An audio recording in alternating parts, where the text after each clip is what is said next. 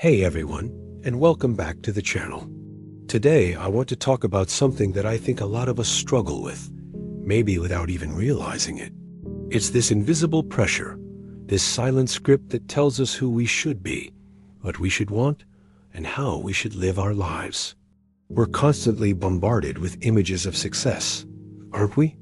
The perfect career, the perfect family, the perfect house. And we start to believe that this one-size-fits-all version of happiness is the only one available. We start chasing someone else's dream. But have you ever stopped to ask yourself, is this really my dream? It's a simple question, but it can be incredibly difficult to answer. We get so caught up in the race, so focused on climbing a ladder that someone else built, that we forget to look at the map and see if we are even heading in the right direction. We measure our worth by external validation, the job title, the salary, the number of likes on a post. We sacrifice our own passions and curiosities to fit into a mold that was never meant for us. And the scariest part? We can spend years, even decades, chasing a finish line that brings us no real joy when we finally cross it. I want to share a story with you. It's about a man named Al. Al was a brilliant accountant. From a young age, everyone told him he was great with numbers. His parents were proud, his teachers were impressed, and so, naturally, he pursued accounting. He got the degree, landed a great job at a prestigious firm, and by all external measures, he was a success story. He had the corner office, the nice car, the comfortable life. He was living the dream, but it wasn't his dream. Every day, Al would sit in his office, surrounded by spreadsheets and financial reports, and feel a deep, gnawing emptiness. The numbers didn't excite him. The promotions didn't fulfill him. He would look out his window and see artists painting in the park, musicians playing on the street corners, chefs experimenting in their kitchens, and he would feel a pang of envy. He had a secret passion, woodworking. Since he was a kid, he loved the smell of sawdust, the feel of wood grain under his fingertips, the process of turning a rough block of timber into something beautiful and functional. But woodworking wasn't a real career, or so he'd been told. It was a hobby, a distraction. So he suppressed it. He'd spend his weekends in his garage, his secret sanctuary, crafting small pieces of furniture for his own home. Those were the only hours of the week he truly felt alive, where he felt like himself. The rest of the time, he was playing a role. The successful accountant, the responsible son, the man who had it all figured out. One day, after a particularly grueling week at work, Al looked at a beautiful hand-carved rocking chair he had just finished. He had poured his heart and soul into it. He looked at it. Then he looked at the pile of financial reports on his kitchen table, and something inside him snapped. He realized he was spending 90% of his life feeling numb, just to fund the 10% where he actually felt joy. That night, Al made a terrifying decision. He decided to quit his job. When he told his family and friends, they thought he was crazy. You're throwing away a six-figure salary for a hobby? You're giving up everything you've worked for. The chorus of doubt was deafening. It was the voice of the script, the voice of the collective dream he was supposed to be chasing. And for a moment, he wavered. Fear is a powerful force. The fear of failure, of judgment, of the unknown. It's what keeps so many of us trapped in lives that don't fit. But Al's desire to live authentically was even stronger. He knew it wouldn't be easy. He rented a small workshop, started a simple website, and began selling his creations at local markets. The first few months were brutal. He made a fraction of his old salary. There were days he barely sold a single piece. The doubt crept back in. Maybe they were right, he thought. Maybe I made a huge mistake. But every time he was about to give up, he'd pick up a piece of wood, feel its potential, and remember why he started. He wasn't just building furniture.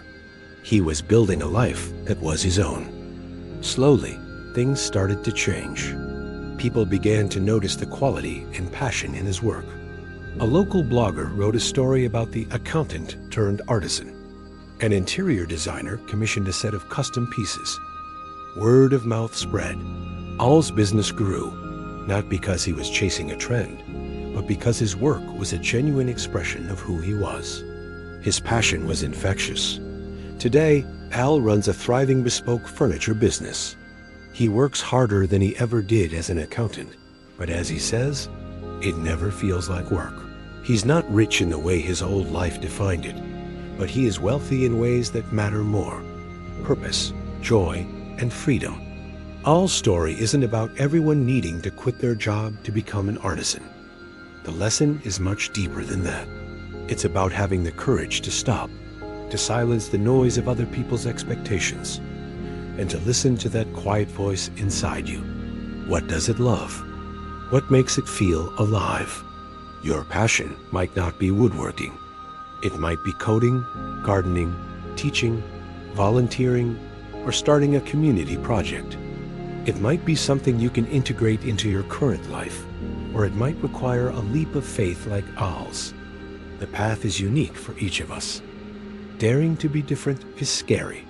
Society has a way of sanding down our sharp edges, of encouraging us to conform. Being the one who walks a different path means you might walk alone for a while.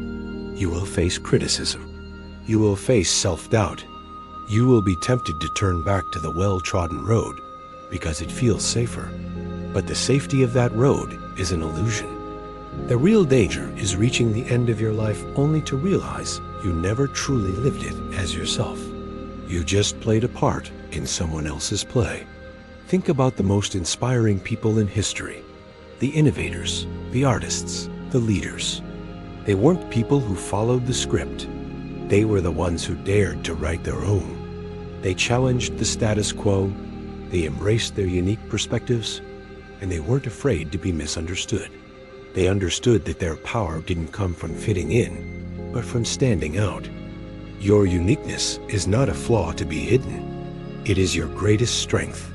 It's your superpower. So I want to challenge you today. Take some time to be alone with your thoughts. Turn off your phone, close your laptop, and just be. Ask yourself those hard questions. What dream are you chasing? Is it truly yours? What parts of your life feel authentic? And what parts feel like a performance? What is the woodworking in your life? That thing you do that makes you lose track of time, that makes you feel utterly and completely yourself. Don't be afraid of the answer. Acknowledging that you're on the wrong path is not a failure. It's the first step toward finding the right one. It's the moment you take back the steering wheel of your own life. You don't have to make a drastic change overnight, like Al did. You can start small. Dedicate 1 hour a week to your passion. Take a class, read a book. Connect with people who are living the kind of life you aspire to. Each small step in the direction of your own dream builds momentum. It reinforces the belief that your dream is valid, and more importantly, that you are worthy of pursuing it. Stop chasing the ghost of someone else's success. Define what success and happiness mean to you, on your own terms. It might not look like what you see on social media, and that's more than okay. In fact, it's beautiful. The world doesn't need another copy.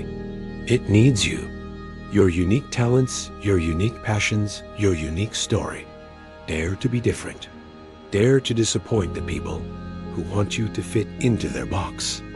Dare to choose the uncertain path that feels right over the certain path that feels empty. Your life is your masterpiece. Don't let anyone else hold the paintbrush. Thank you so much for watching. If this message resonated with you, please give this video a thumbs up and share it with someone who might need to hear it. And don't forget to subscribe for more content to help you live a more authentic and purposeful life. Let me know in the comments what your woodworking is. I'd love to hear about it.